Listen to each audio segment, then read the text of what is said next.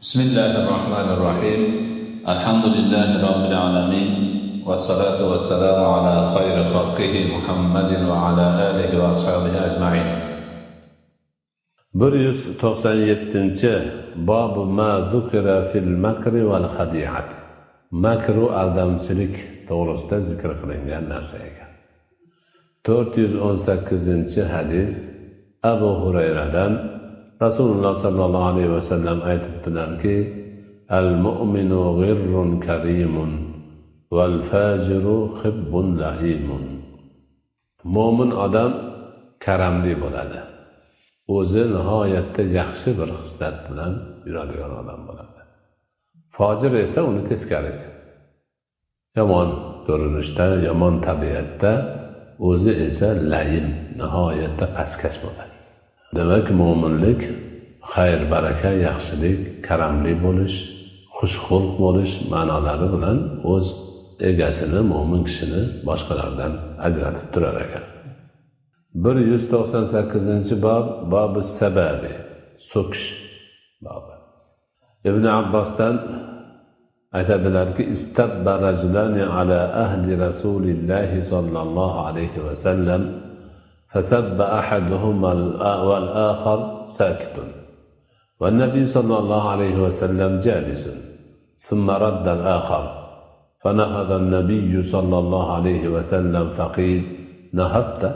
قال نهضت الملائكة فنهضت معهم إن هذا ما كان ساكتا ردت الملائكة على الذي سبه فلما رد نهضت الملائكة. Rasul Akram alayhissalatu vassalomning davrlarida ikkita odam so'kishib qoldi. Ulardan biri ikkinchisini so'kdi-yu, ikkinchisi javob qaytarmay jim turaverdi. O'sha yerda Nabiy alayhissalatu vassalom ham o'tirgan edilar. Keyin bir hikmati so'kkandan keyin ikkinchi so'kish eshitgan ham uni so'kdi, qaytardi. So'kishiga so'kish qaytardi. Shunda Rasululloh o'rnlaridan turib jo'nab qoldilar. Shunda odamlar u kishiga jo'nab qoldingiz, tinchlikmi dedilar. Rasululloh aytdilarki, farishtalar turib jo'nashib qoldi, shuning uchun men ham ketyapman dedilar. Ularga qo'shilib men ham turdim dedilar. Mana u o'zini so'kayotganga javob bermay, so'kishmay o'tirganida farishtalar uni so'kayotganga javob berishyapti, uni so'kishyapti. Endi bu ham so'kishga qo'shilib unga javob beruvdi, ulardan turishib ketdi. Shuning uchun men ham turdim degan ekanlar. Demak, so'kishish yomon narsa ekan. Endi birov ikkinchisini so'kkanda ikkinchisi jim tursa, u yaxshi ekan, o'sha jim turgan odam yaxshi ekan. U jim turgani bilan farishtalar uni so'kayotganga so'kish qaytarar ekan.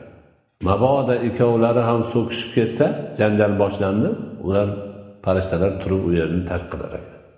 Chunki bu shaytonga joy bo'lib qoldi endi. Mana shu ma'noda juda ehtiyot bo'lish kerak ekan. Mo'min musulmon odamlar bir-birlari bilan so'kishmaslik kerak.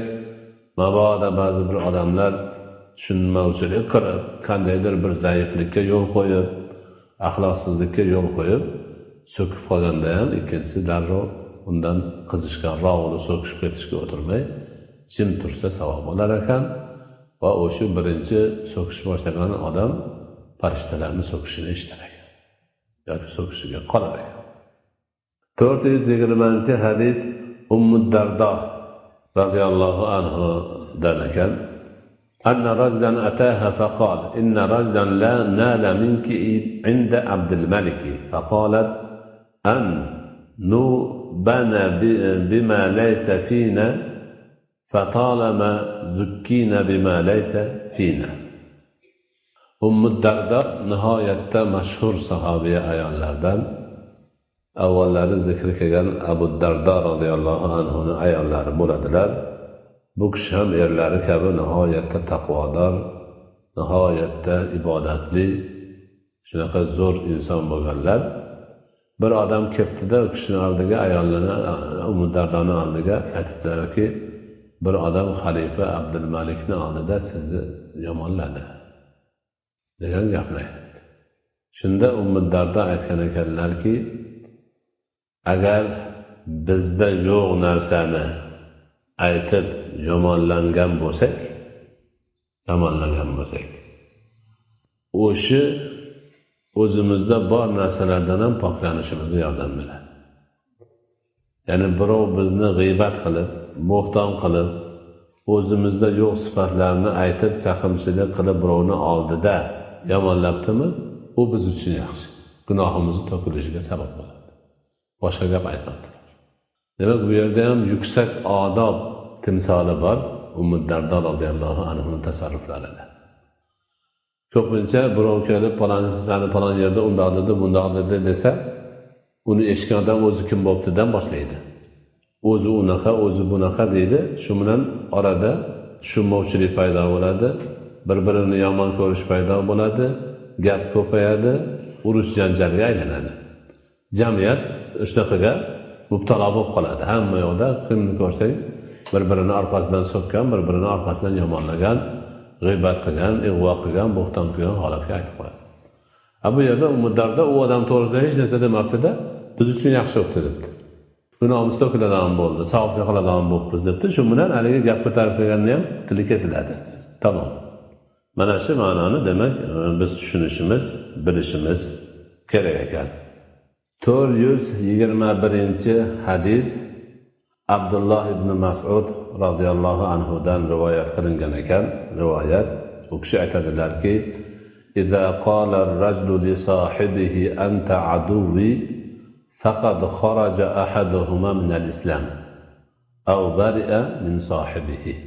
Agar bir mo'min musulmon odam ikkinchi bir kishiga "Sen mening dushmanimsan" deb aytsa, ikkovlaridan biri deydilar islomdan chiqadi. Nima uchun? Chunki mo'min mo'minga dushman bo'lishi mumkin emas. Mo'min mo'minga birodar bo'ladi, aka-uka bo'ladi. Dushman u iymondan tashqaridagi odam bo'ladi. Demak, sen meni dushmanimsan desa, o'sha dushman odam haqiqatan dushman bo'lsa, demak u iymondan chiqqan odam bo'ladi. U dushman bo'lmasa, aytayotgan odam mo'minni dushman degani uchun o'zi chiqadi. Demak, mana shu ma'noda mo'min musulmonlar hech qachon bir-biriga dushmanchilik qilish, meni dushmanim deyish, e'tiqod qilib mana shu ma'nolarda aytish mutlaqo durust emas ekan. Chunki Alloh taolo Qur'oni Karimda o'zi aytib qo'ygan: "Auzubillahi minash shaytonir rojim. Innamal mu'minuna ikhwa."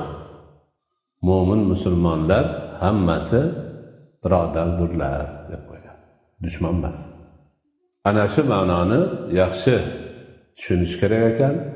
Mo'min musulmonlar bir-birlarining orasida adovat qo'zishlari kerak emas, dushmanchilik qilishlari kerak emas. Sen meni dushmanimsan deb birovning yuziga aytish kerak emas. Mana shu taraflardan juda ehtiyot bo'lish kerak ekan. Ana o'sha rivoyatni keltirgan odam aytgan ekanlarki, oxirida illa man taba deb qo'yganlar. Illa birov o'sha gunohini, xatosini tushunib qolib tavba qilsa, tavbasi qabul bo'ladi inshaalloh. Haligindagi iymondan chiqib ketish xavfidan saqlanadi. Kimki bilmasdan bu hukmni achchig'i chiqib ketib, o'zini tiya olmay aytib yuborgan bo'lsa, darrov tavba qilib, u dushman deyishdan qaytish, unga nadomat qilish va bu gapni ikkinchi og'ziga olmasligi lozim, dobit bo'ladi.